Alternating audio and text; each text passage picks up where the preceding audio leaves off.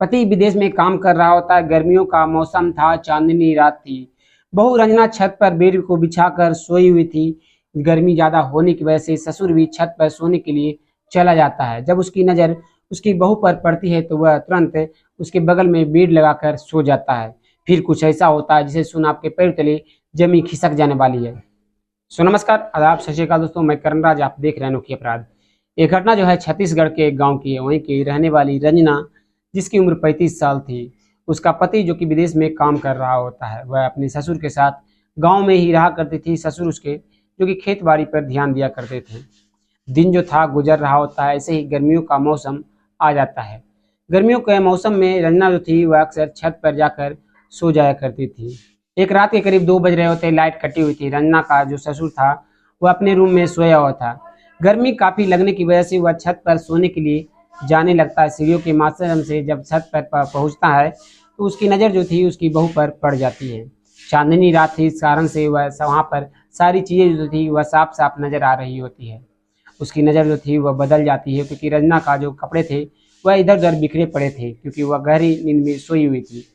रंजना का जो ससुर था वह तुरंत वहीं पर बगल में बेड को लगाता है और सो जाता है। धीरे धीरे वह करवटें बदलता हुआ रंजना के करीब पहुंचता है और उसे छूना शुरू कर देता है, जिस कारण से रंजना की जो नींद थी वह खुल जाती है। लेकिन वह कुछ नहीं बोलती है। वह उसी तरह से वह आंखों मूंदी हुई वह सोई हुई रहती है। धीरे धीरे जो रंजना का ससुर था वह धीरे धीरे उसके साथ संबंध बनाना शुरू कर देता है। करीब आधे घंटे होने के बाद रंजना का जो ससुर था वह चुपचाप से छत पे से सीधे अपने रूम में सोने के लिए चला जाता है। ये जो सिलसिला था वह हर दिन होने लगा था, ऐसे ही चल रहा होता है। रंजना जब भी छत पर सोई हुई रहती है, उसका ससुर छत पर जाता, उसे ससुर को लग रहा होता है कि जो रंजना है वह नींद में होती है, उसे कुछ भी पता नहीं चल रहा है। जिस कारण से रंजना जब भी नींद में होती, सोई हुई छत पर रहती, वह जाता छत पर उसके साथ संबंध बना लिया करता। दिन जो था ऐसे ही गुजर रहा होता है। एक रात के करीब 2 बज रहे होते हैं, तो रंजना का जो ससुर था वह फिर से वह चीजें कर रहा होता है।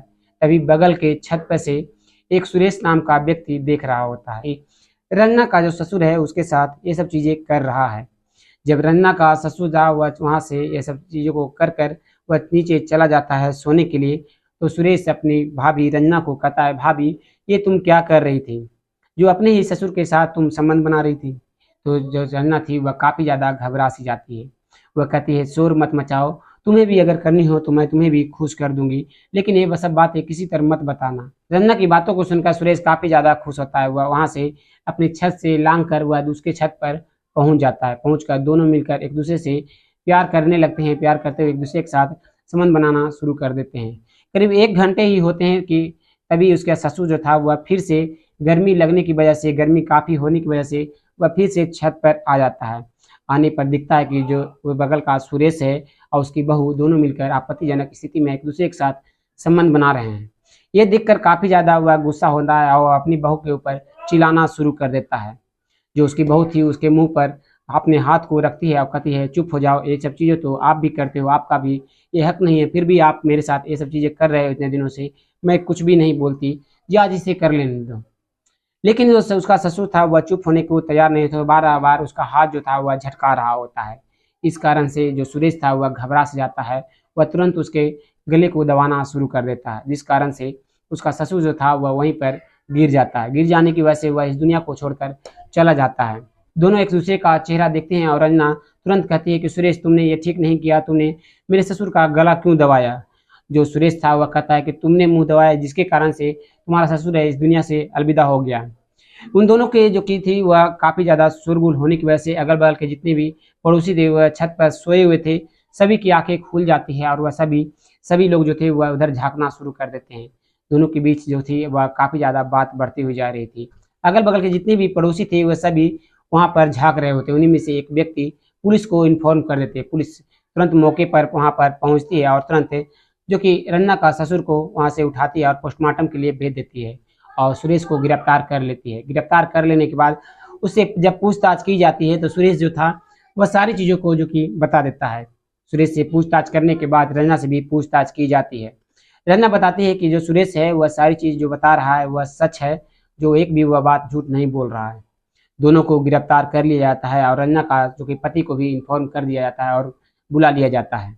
कोर्ट में दोनों को पेश किया जाता है, जिसके कारण जो कि रंजना को भी कुछ सालों के लिए सजा हो जाती है और सुरेश को भी उम्र कैद की सजा हो जाती है। सो दोस्तों, इस घटना में आपको किसकी गलती लगती है?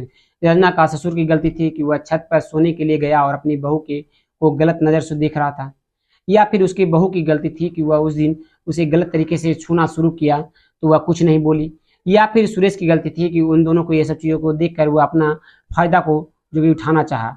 आखिर किसकी गलती लगती है? कमेंट में अपना राय जरूर दीजिएगा। फिर मिलते हैं एक और वीडियो में, तब तक के लिए धन्यवाद। जय हिंद दोस्तों।